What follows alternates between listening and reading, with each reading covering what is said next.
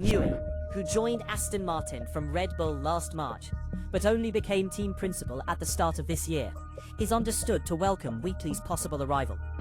The legendary F1 designer would then be freed up to focus on the Aston Martin car after a nightmare start to the season for the team. Newey's position as Aston Martin team principal was always seen as an interim measure. A new team principal would not reduce Newey's status within the team and as managing technical partner, the role for which the 67-year-old was originally hired 12 months ago. So he would have full authority over all technical matters and report only to team owner Lawrence Stroll. Aston Martin have identified other team principal candidates, including Max Verstappen's engineer Gianpiero Lambiase, who was approached but decided to remain with Red Bull, while former McLaren boss Andreas Seidel is not in the running for the role. Should Wheatley become team principal, it would end any prospect of Christian Horner joining Aston Martin.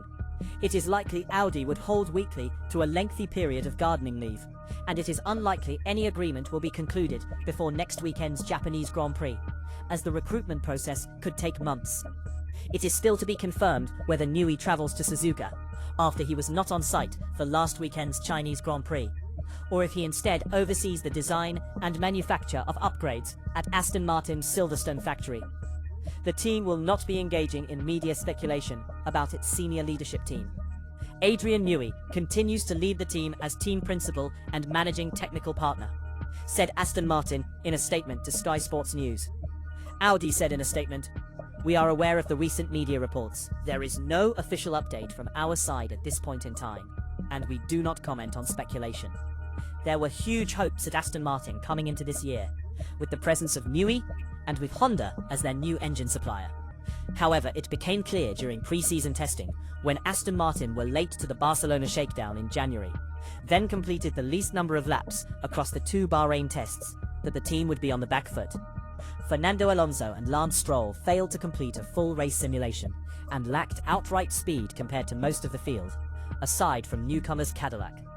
Prior to the season-opening Australian Grand Prix, Newey addressed the media and revealed vibrations caused by the Honda power unit could cause permanent nerve damage to the drivers. Along with concern for the drivers, Honda executive Koji Watanabe confirmed that Honda are also unable to run the power unit at full capacity due to the vibration issue. Newey also admitted he was unaware of the inexperience at Honda compared to their championship-winning crew that helped Red Bull's Max Verstappen win the 2021 Drivers' Championship.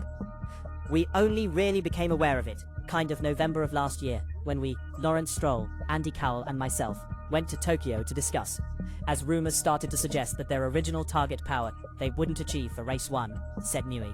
Out of that came the fact that many of the original workforce had not returned when they restarted. Stroll did not take part in qualifying, while Alonso was knocked out in Q1. Then both drivers were unable to finish the Australian Grand Prix. It was a similar story 1 week later in China, where Stroll and Alonso were eliminated in the first part of sprint qualifying and qualifying. They completed fewer laps than in Australia, as Stroll stopped at the first corner after 9 laps, and Alonso stopped due to the severity of the car's vibrations. Way too many vibrations compared to any other session of the weekend. I felt it was the limit, he told Sky Sports F1.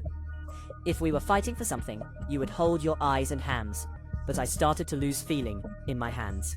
It's not a nice feeling. Aston Martin's engine supplier Honda has their home event, the Japanese Grand Prix, next weekend, when there will be even more attention on the team's performance.